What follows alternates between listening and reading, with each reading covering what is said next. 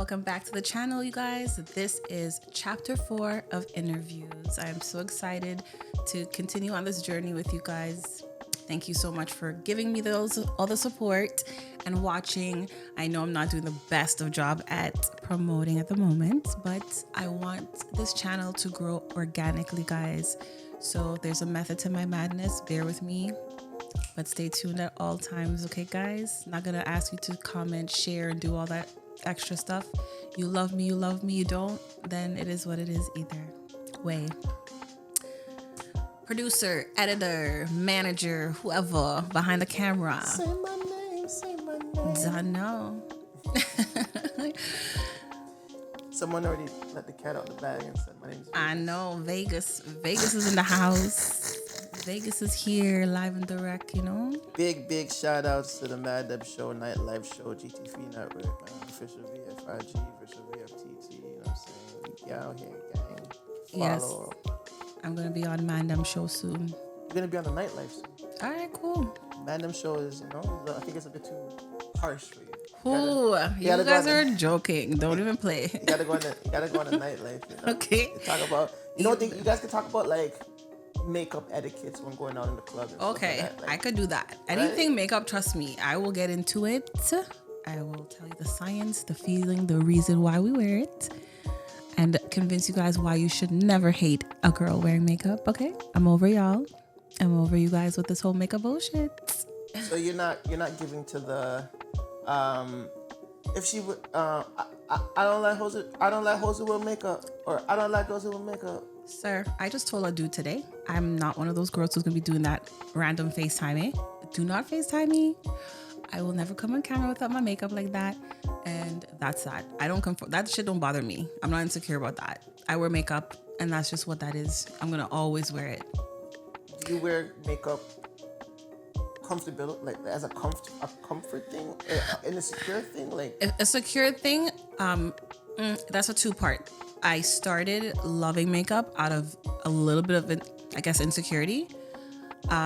And then when I started doing it just for fun for people, I realized how nice people were feeling. It's like they got the good feeling that I was feeling also. So I liked being the person that could make them feel happy or to minimize their insecurities, right? Maybe smalling up their nose or doing whatever. But I also, the last part to that is because I've come so accustomed to wearing it that it's strange seeing myself without it.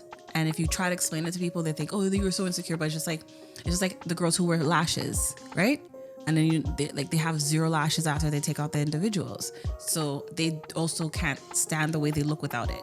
That's why I always tell people, pick your poison. If you start lashes, just remember, you're not going to appreciate the way you looked without it, because lashes transforms your face.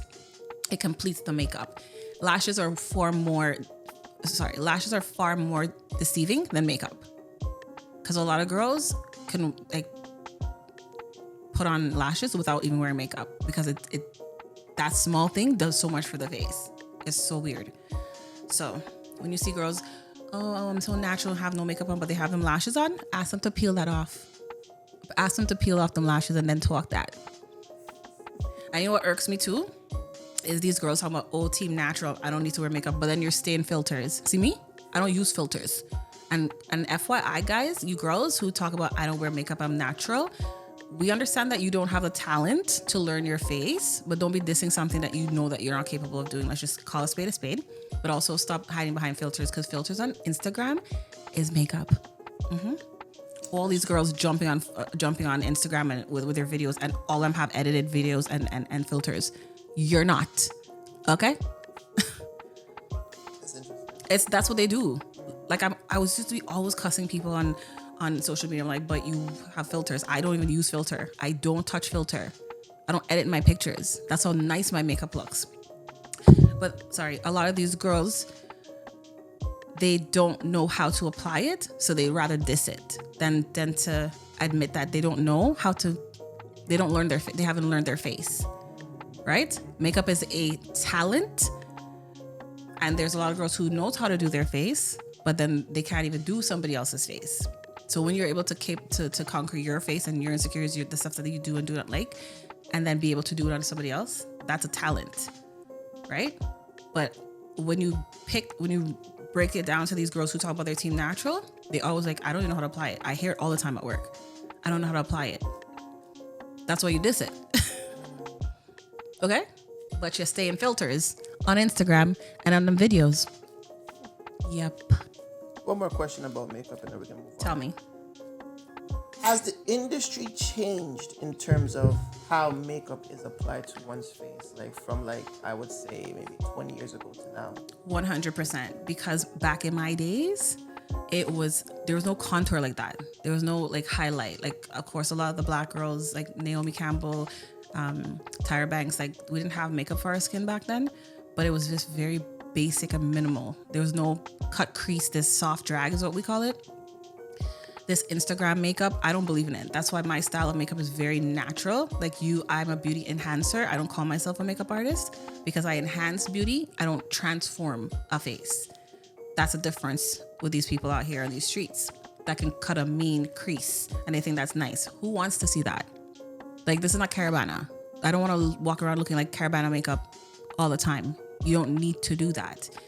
A little contour, fine, I get it. But it has definitely changed because it's just so much more. People are more insecure now. So they come up with these tricks with the contour, the highlights and all that stuff to transform the face, right? That's why you see a lot of girls look the same. But now they're going to do surgery to all look the same. All these girls look the same on Instagram, right? They're all getting the same Botox, the same. You can inject your nose now with injections instead of going under the knife, and do this contour and do that and your lips, of course.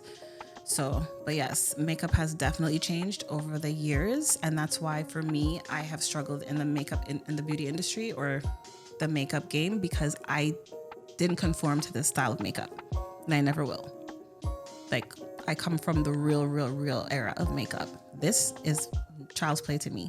This is not real makeup to me. So all these girls, and you know what a lot of these girls are doing, which I don't rate. A lot of them their makeup doesn't even look good in person. Their makeup on them or on their clients don't even look good on person.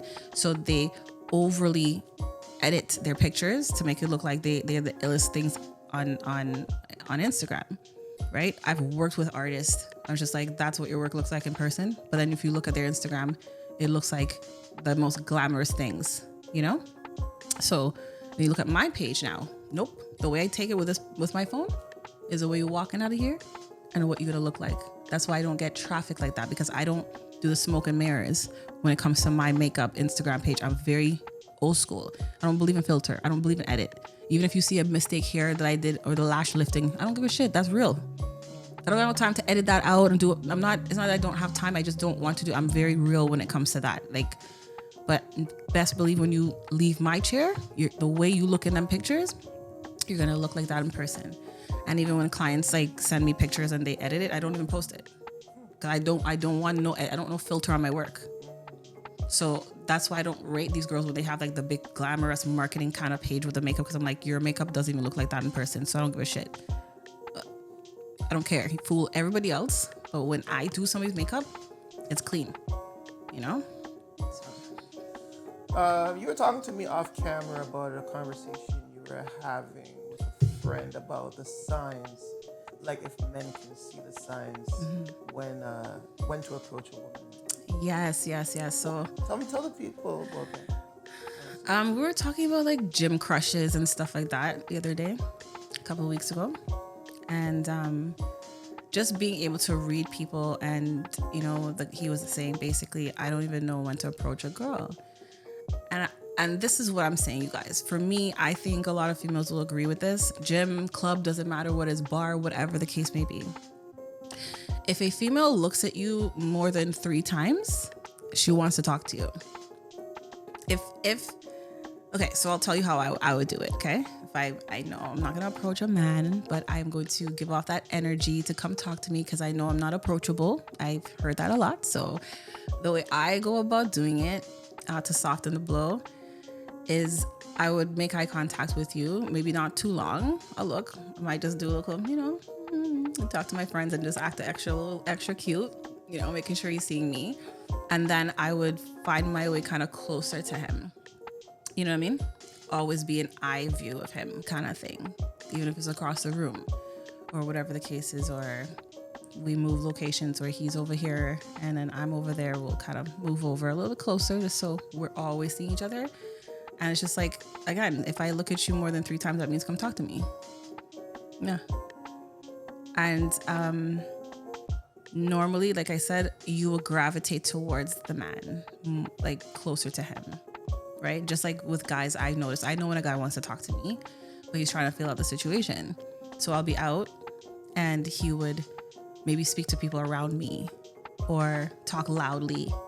Those are the ones I wouldn't talk to because they're just being extra. But let's just say, like, I know people in the same circle. You come and stand and talk to the person or whatever and just be like, next to me, or speak louder or keep looking or maybe do a little small talk or whatever the case is. But it's the energy, like we were saying earlier. But you also gravitate towards the person, like I said, and your body naturally does shit to know, like, okay, yeah, you're checking for me. I'm checking for you too. Come talk to me, whatever. So that's it. Just basically like... Just pay attention to a female. If she looks at you 1 or 2 times, it could be the first time, like, okay, just naturally just see somebody. Second time is like, it could be why are you looking at me? But if it's a third time, it'd be like, and she doesn't look angry, but she gives a smirk when she's looking away. She wants you to come talk to her. And if it was like one of those like, yeah, girl, like that, or versus like, that's different, right? But if on her way out of not looking at you, she kind of give like a smirk, and then you just look at her move like she's trying to be extra cute, that take in that like she wants you to come talk. And then after she does something and she looks your way to see if you're looking, yeah, go talk to her. Is there any other signs besides that? I'm talking about people like myself that will never approach you, but I want you to know that I'm a nice girl, so you can come talk to me. I'm not a bitch, basically. But then there's some girls who just like straight up, oh, like, you're cute, whatever, If I've been in a situation where I was drinking and I'm like, you come here. I did that, but I had to have liquid courage. I could have never just done that. You know what I mean? But then there's girls who's not afraid to approach, or not even necessarily approach. There's girls who are very social, so they can speak to anybody. Like they can talk. Like you see with our Gemini, I bounce off her energy, right? And when we're out, people would think that it would be me, but she's the talkative one. And then when she starts a conversation, I then jump in because I don't talk to people first. I speak when I'm spoken to, kind of thing. And it's not necessarily because I feel like I'm better. It's just the fact that I'm reading your energy, and I don't know. I'm just busy reading your energy, and you're just to see how I'm feeling around you, and then I'll talk to you. It's rare when I just jump and have a conversation with people. But if I do, that's a good thing. That means like your energy is dope. But if I'm not speaking to you like that, then I'm like looking at you, I'm taking you in, I'm listening to what you're saying, and then I'll talk. Yeah. Sounds dope. Let's go back to being talkative. Yeah. I think that's we're gonna get off of the science thing, but just talkative period, like even in a friendly situation, if that's your friends and stuff. Do you think having a talkative person, your friend, is a good thing for you? Talkative in terms of like she's social, or she just just likes to hear herself talk? Would it matter? Talkative, social, or maybe talking too much, or you know what I mean? I'm gonna say it could be a bad thing if she's just a selfish talker, like she speaks just to be heard and she needs attention. That's different versus somebody who is genuinely an extrovert. I'm an introvert, so I would need that balance in a friend, right? So I would need people like that around me to get me started. I can't have me, I'm an introvert with enough introverts around me. So we're gonna sit on there and be like, we need somebody to talk, right? But like healthily. So I'm saying if she's just naturally that kind of person, like she just has that thing within her that, she's an extrovert in a healthy way, yes. But the selfish ones that just like to talk and be about them and the attention seekers, nah, that can't come around me. Has been a situation you ever been in that you kind of experienced something like that? Selfish people? 100%. Talkative people. Yeah, talkative people. And in my mind, I already cut them off. Like I don't need to tell them that, but I just distance myself. You don't come around me after that. I'm not into the business of trying to tell you how to be. If you just are naturally that, you're just not my people. So I keep you at a minimum. You're a distance. You know what I mean? Yeah. All right. Let's do one of these questions. Ask and away. then we're gonna wrap it up. Should people be dating if they are extremely broke? I think that's more so for men. Why is it not for women? Well, that's just how the society is right now, right? I'm not saying it isn't a thing. Okay, so I'll give you the two parts. For a man, okay, let's just say dating is just basic. It's not like you're in a commitment. So I don't think that you cannot date because dates doesn't have to be extravagant. That's number one. Okay, especially when you're meeting somebody for the first time. Like, I don't want a guy taking me out to no expensive dinners anymore. I used to do that, right? Number one, I don't need a guy knowing where I live, so I don't even want him picking me up anymore. Like, let's meet somewhere. I'll Uber to you. Let's go out on a small little date, tea, whatever the case may be, but let's meet somewhere. Or if we built up a good rapport, then maybe I could be around your energy and we can do something a little bit more intimate, like walking and talking, or, go chill, have a picnic, go by the beach or something like that. I don't feel that first dates or anything like that needs to be expensive or anything like that right now, depending on the female. As far as girls, I feel that yes, you should not be dating broke, because I say this to say that you should always have your vex money in the event that you go out on the road with a man, right? What's a vex money? So I've been in a situation, so I learned my lesson, where you've been in a car with a guy, you guys are chilling, something happens, you guys kick off, and the man tell you get the fuck out of his car, and you have no money to go home. You need your vex money. Somebody needs to be able to drop you anywhere in the city, and you could call a taxi. Back then I was saying taxi, but Uber, and get home on your ends, not nobody else's ends. You know what I mean? Remember my situation the other day that you guys thought was a situation? It wasn't that. I could have got home a long time ago. I didn't need nobody to take me home. You should always, no man is going to have me in their car and think that I cannot get home or eat. You know what I'm saying? So always have your vex money. So if anybody get vexed at you, you can tell them, go wine a goat and go about your business. So that's why I would say for females, you should have something. And if you broke and you really have your bank account is in a negative balance, you have no business leaving, because you're going to find yourself in a situation where a man's going to take advantage of you and you have to kibble yourself and take it. Right? You have to swallow that, because you can't even get home. You see this on social media where girls will get flown out, and then the man tell you, I cancel that ticket, get your ass home, and I don't have no money to get back home. Yeah, you don't have your vex money. You have to secure that. If a man ever flew me out and I said I'm not gonna have sex with you, sir, I will have my vex money. You can cancel any ticket you want. That the power you're supposed to have. You don't sit down there and just sit down there and wait for a man and embarrass yourself because you can't get home. You crazy? My ego too big for that. Yup. I always tell you that. Try me if you want to. Cancel that ticket if you want to, but I will get back home. So that's why I'm saying, to cover your ass so that nobody can ever have nothing over your head. Yes. And for guys, like I said, if you guys start putting your foot down with these females and letting them know, like, listen, first dates, I'm not obligated to sit down there 2 hours with you. I've gone on dates too many times in my past to know that I hated them after. Like, the vibe was nice over the phone, but then when I sit down there, I'm just like, oh, I just want to go home. And my thing back then was, if I drank white wine with you, I liked you. And if I drank red wine, I had to tolerate you. That's what it was, because they both made me feel different. One made me feel flirtier. One made me feel like, okay,